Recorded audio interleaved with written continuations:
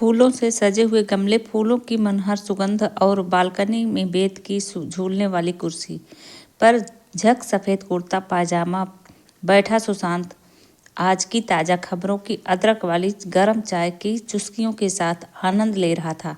खबरों के अनुसार उसकी चुस्कियां होती रोमांचक खबरों पर चुस्की तेज हो जाती तो द्रवित करने वाली खबरों में पर बेहद हल्की अनमनी सी। तभी एक खबर पढ़कर उसने चाय का प्याला बगल टेबल पर सरका दिया और उस कुछ सोचने लगा। वो अपनी सोच से निकलकर दूसरी खबर पढ़ने ही वाला था कि नारंगी साड़ी में खूबसूरत आंखों और घुंघराले लटों वाली, अपने गीले बालों में तौलिया लपेटे और हाथों में अगरबत्ती लिए उसकी पत्नी सृष्टि आ गई। बालकनी में थोड़ी सी जगह में रखे एक छोटे से केले के पौधे की तरफ सिर झुका वो शायद पूजा कर रही थी। और वो हर बृहस्पतिवार को ईश्वर की आराधना करती और व्रत रखती, पर आज उसका ध्यान पूजा करते हुए जब अपने पति पर गई तो आंखों से प्रश्नवाचक हो उसे ही देखने लगी। पूजा करने के बाद उसने किशमिश का प्रसाद सुशांत के हाथों में रख दिया और फिर बगल ही कुर्सी पर बैठते हुए पूछा, क्या हुआ जी? ऐसी कौन सी खबर आपने पढ़ ली आज? अरे देखती हो कितने कायर और जाहिल इंसान हैं इस दुनिया में। पत्नी ने सब्जी अच्छी नहीं बनाई तो पति ने झगड़ा कर लिया और बर्तन से मारकर पत्नी का सर फोड़ दिया। ये गंवार, ये जाहिल ऐसे ही करते हैं। स्त्रियों के लिए कोई सम्मान, कोई इज्जत ही नहीं है। और वो औरतें जो इनको रात दिन चुपचाप सहती हैं, उनका भी इसमें बराबर दोष है। नेताजी सुभाष चंद्र बोस ने कहा था, अन्याय सहना अन्याय करने से भी बड़ा पाप है। पर ऐसे जाहिलों को कौन समझाए? इनको ये भी नहीं पता, यत्र नार्यस्तु पूज्यते रमन्ते तत्र देवता। बताओ कितनी पीड़ा और प्रताड़ना देते हैं ये पुरुष।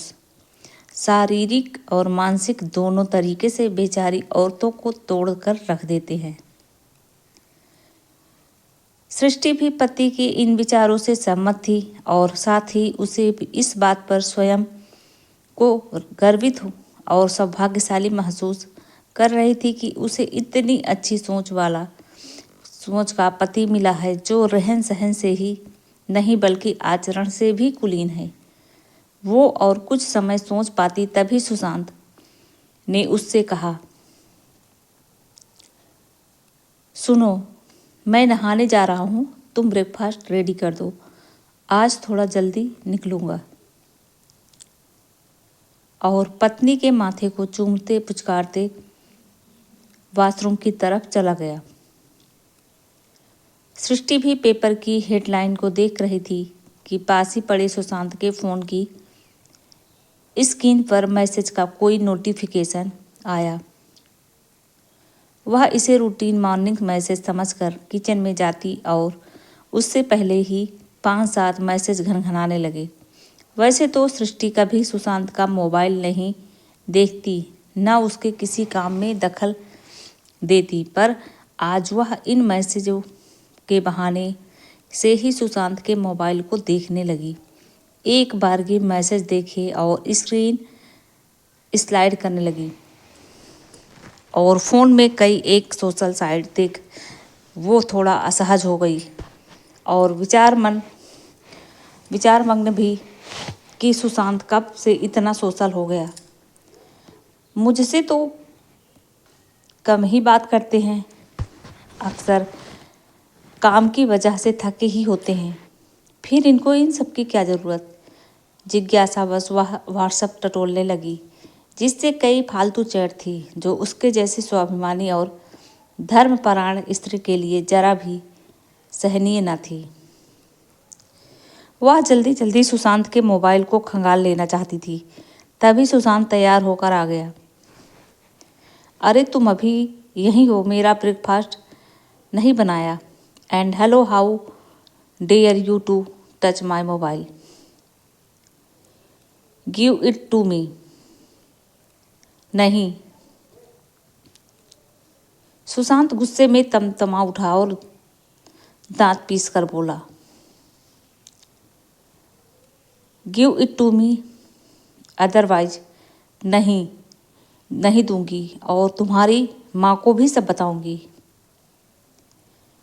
सृष्टि चीखते हुए सुशांत ने अपनी मोबाइल सृष्टि के हाथों से छीन ली और उसको लगभग धकेल दिया। सृष्टि टेबल से जा टकराई और सिसक कर रोने लगी। सुशांत चीख कर उसके परिवार को, उसके संस्कार को मन भर कोसते हुए और गाली देने के बाद ऑफिस के लिए जा चुका था। पेपर अब भी अपनी काली मोटी हेडलाइन के साथ टेबल पर पड़ा था, जिस पर सुशांत की शेष चाय धब्बा बनकर लगी थी। सृष्टि टेबल के सहारे निढाल सी होकर दागदार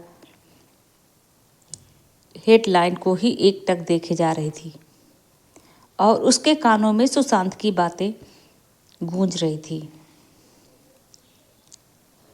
कितने कायर और जाहिल होते हैं ये लोग जो जरा सी बात पर झगड़ा कर लेते हैं।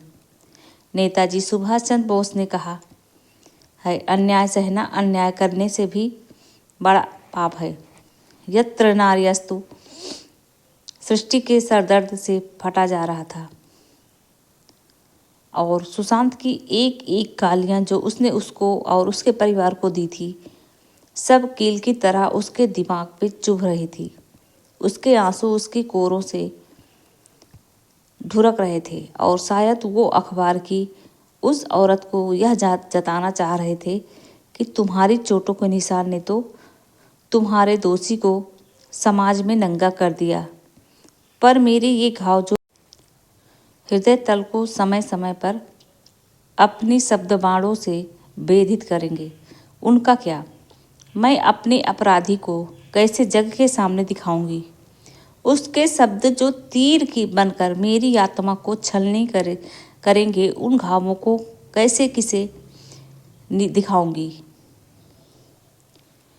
मुझे पता है